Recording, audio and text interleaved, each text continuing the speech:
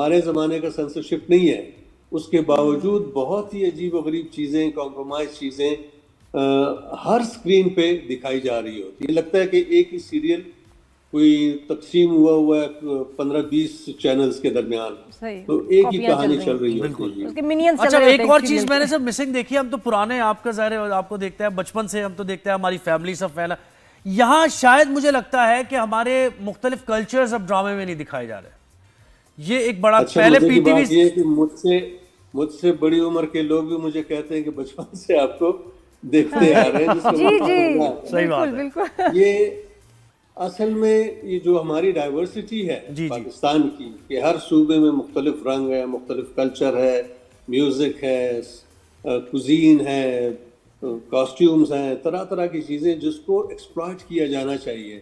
P T V کے زمانے میں یہ تھا کہ ایک ہفتے کوئٹہ کا ڈرامہ ہوتا تھا، دوسرے دن ڈرامہ لاہور کا ہوتا تھا، تیسرے دن کراچی کا، اس کے بعد پشاور کا.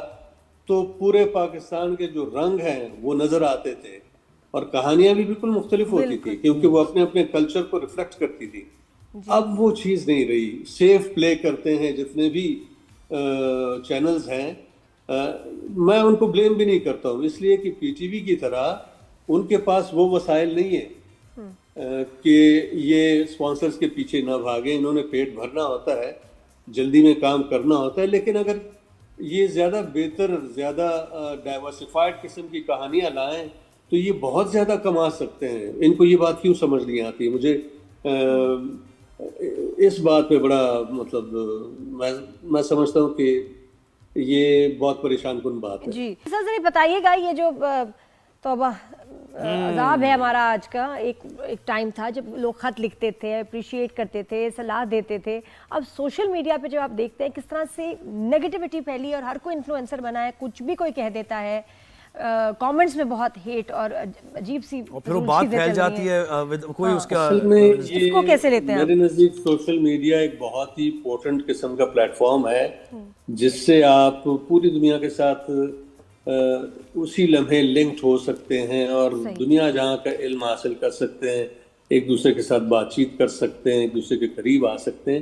لیکن ہمارے ہاں چونکہ یہ نیا فینومینن ہے اور کچھ کمپرومائز پالیٹکس کی وجہ سے وہ خاص قسم کے عناصر کو وہ بریڈ کرتے جاتے ہیں، جیسے اوور بریڈنگ نہیں ہوتی ہے خرگوشوں کی یا چوہوں کی، اس طرح کے لوگ جو یہ پھیلا دیتے ہیں اور اپنی سکن بچانے کے لیے ان کو صرف اور صرف تشدد، گالیاں اور انٹالرنس فیڈ کر کے بھیج دیتے ہیں اوپن.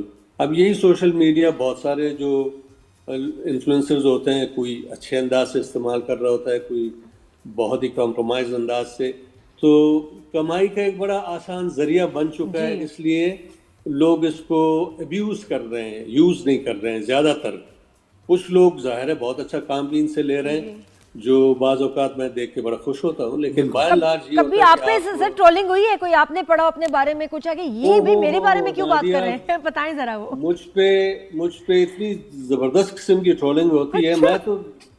میں تو مطلب آئی اسپیک مائی مائنڈ. مجھے اگر کوئی چیز غلط نظر آتی ہے کسی بھی سیاستدان میں یا کسی بھی شخص میں جو بظاہر معاشرے کا کنسرنڈ انسان ہونا چاہیے، تو اگر میں تنقید کرتا ہوں تو ایک سیکنڈ میں سینکڑوں کی تعداد میں نے ریسنٹ آپ کی پوسٹ دیکھی ہے اور وہ سارے کے سارے میسیجز جو ہیں وہ کیا ہوتے ہیں؟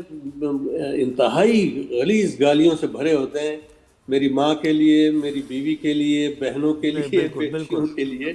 میں سوچتا ہوں کہ یار یہ ایک ہی ساتھ، ایک ہی سیکنڈ، 2-3 سیکنڈز کے اندر یہ سارا کچھ کیسے ہوا؟ پھر میں سوچتا ہوں کہ شاید یہ بوٹس ہیں، یہ بوٹس ہیں، وہ نہیں ہیں، انسان نہیں ہے. اور مجھے یہ بتائیں سر، لگتا یہی ہے کہ شاید یہ بات صحیح ہو، کیونکہ یہ جو گالیاں ہیں یہ ایک اسٹریٹجی کے طور پہ یہ استعمال کرتے ہیں کہ وہ ڈسنٹنگ وائس جو ان کے مخالف ہوں یا ان کو آئینہ دکھا رہے ہوں، ان کو ڈرا کے، سہما کے بالکل ریٹریٹ کروائے.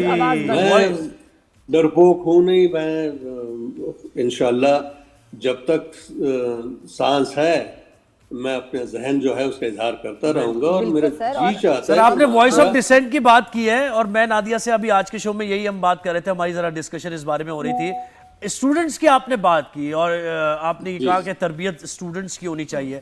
سر یہ اسٹوڈنٹ پالیٹکس جو ختم ہو گئی ہے, آپ نہیں سمجھتے اس کا ایک ریزن ہے کہ ہمیں دوبارہ یونیورسٹیز میں, کالجز میں اس کو پروموٹ کرنا چاہیے؟ بہت ہی نیگیٹو فیکٹر ہے جی.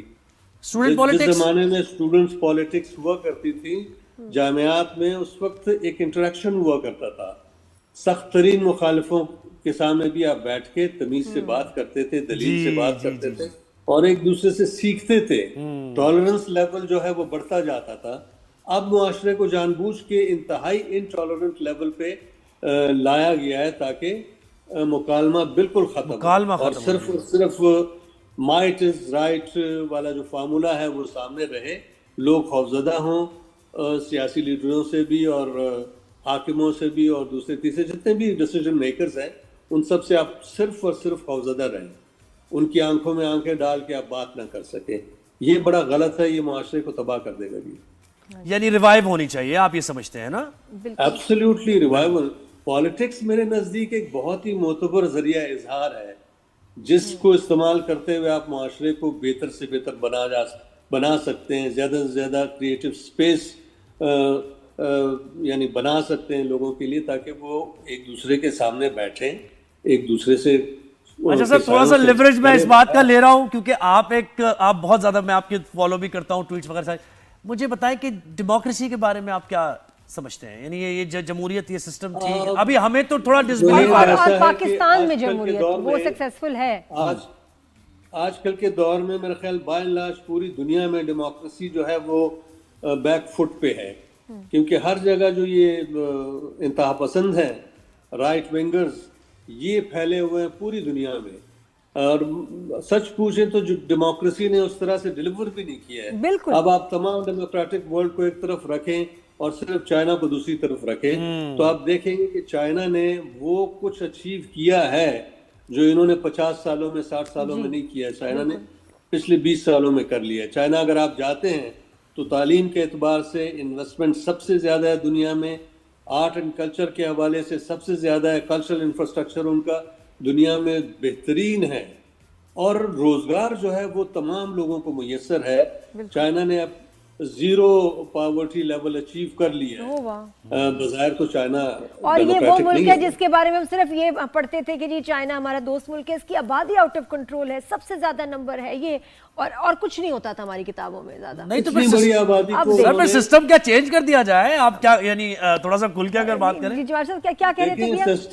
سسٹم جو ہے چاہے کچھ بھی ہو, اگر ویل میننگ اپ رائٹ لوگ آپ کی لیڈرشپ میں نہ ہو, ڈیسیجن میکنگ میں نہ ہو, اور وہ بڑی تعداد میں نہ ہو, تو ہر سسٹم جو ہے وہ فیل ہو جائے گا. چائنا تو بظاہر آٹوکریٹک اسٹیٹ ہے نا, تو اس آٹوکریٹک اسٹیٹ نے کیسے اتنا کچھ اچیو کر لیا ہے کہ وہ ٹیکنالوجی میں بھی سب سے آگے ہیں, تعلیم میں بھی سب سے آگے ہیں, اقتصاد میں بھی سب سے آگے ہیں.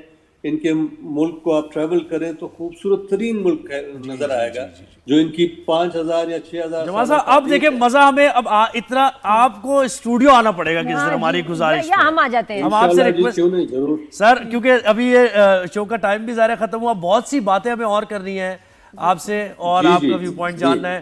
تھینک یو ویری مچ سر. آپ نے یہ باتیں یہ تواتر سے ہونی چاہیے تاکہ ڈھنگ کی بات جو ہے وہ پہنچتی جائے. بہت شکریہ سر, تھینک یو سو مچ. اور آمنہ جی کو بہت سلام.